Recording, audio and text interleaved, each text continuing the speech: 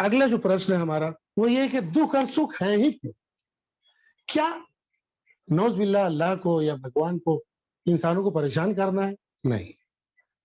मैंने जो शुरू में कहा बिस्मिल्लाहिर्रहमानिर्रहीम, तो मैंने ईश्वर की 2 विशेषताएँ बताई, सिफ़ात बताई, वो ये कि परमेश्वर जो है बहुत ही कृपाशील और दयावान है।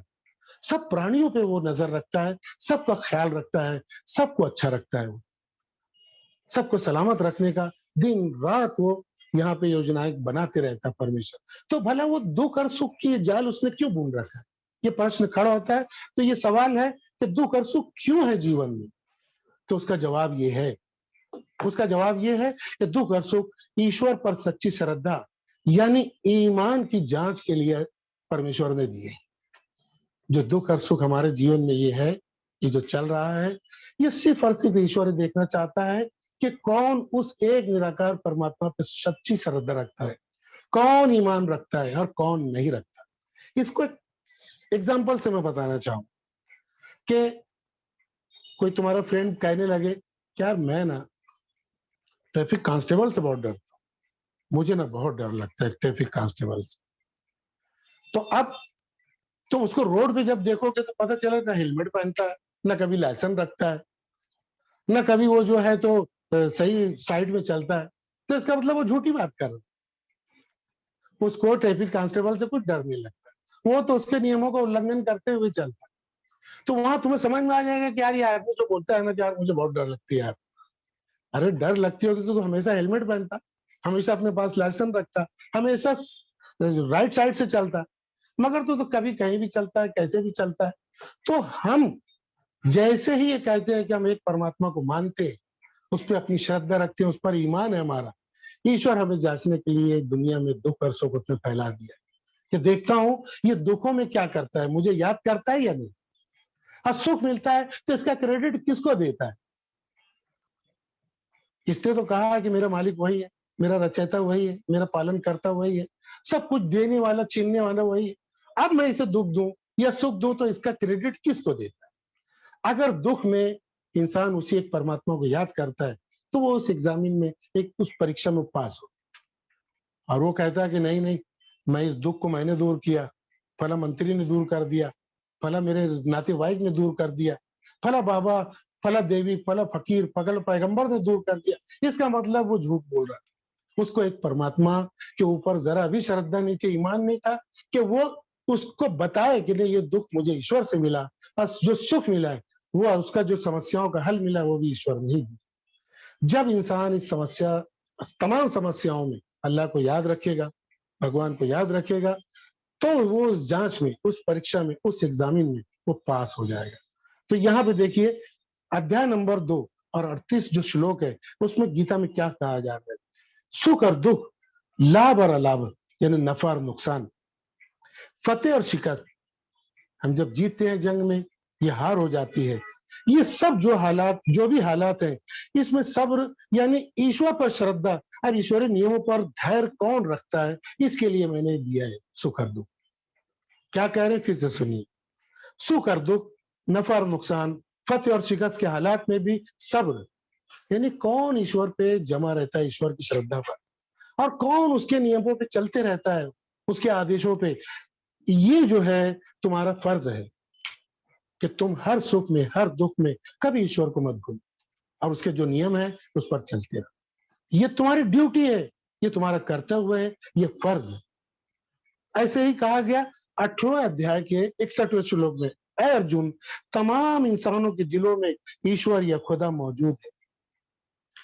ईश्वर अंदर ही है। कुरान शरीफ में कहा कि मैं तुम्हारे शहर से भी करीब हूं।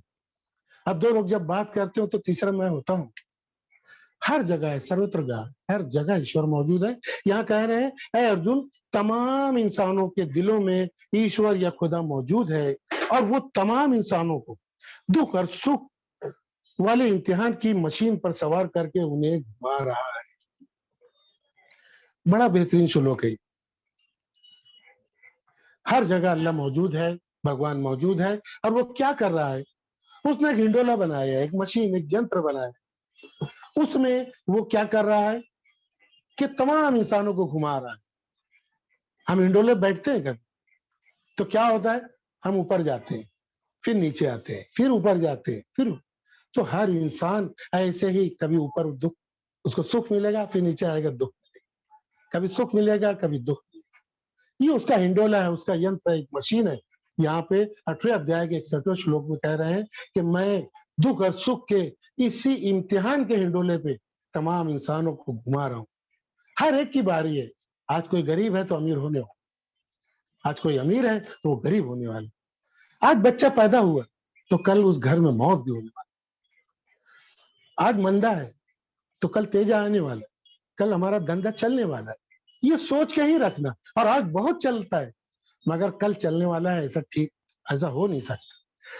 तो ये इम्तिहान लिया जा रहा है, परीक्षा ली जा रही है कि ये ऊपर भी जाता है तो किसको याद करता है, नीचे भी जाता है तो किसको याद करता है। ये भगवान चाहते हैं। मगर हमारा मसला क्या है, इंसानों, ऊपर जाते हैं तो खूब खुश होते हैं, हाँ हाँ, खूब हंसते हैं, हाँ हाँ हाँ करते, जब नीचे आए तो हू करते, डरने लगते।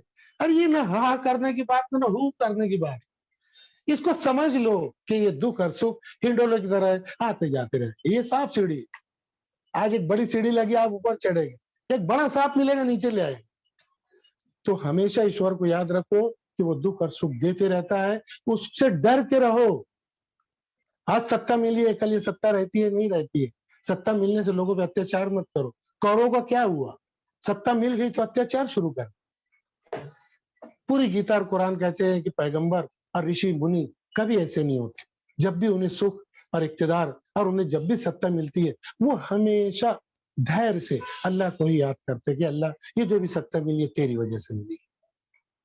कुरान क्या कहता है इस बारे में?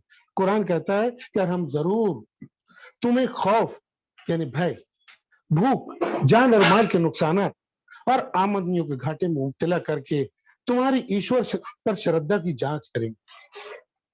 फिर से सुनिए इस आयत को, कुरान शरीफ। वो क्या है कि और हम जरूर तुम्हें खौफ यानी भय, भूख, जान और माल के नुकसान और आमदनियों के घाटे में मुब्तला करके तुम्हारी ईश्वर पर जो श्रद्धा यानी ईमान की जांच करेंगे कि कौन इन समस्याओं में, भूख की समस्याओं में, भय की समस्याओं में, खौफ की समस्याओं में कौन ईश्वर के श्रद्धा ईमान पर कायम रहता है, कौन उसके नियमों पे चलता है।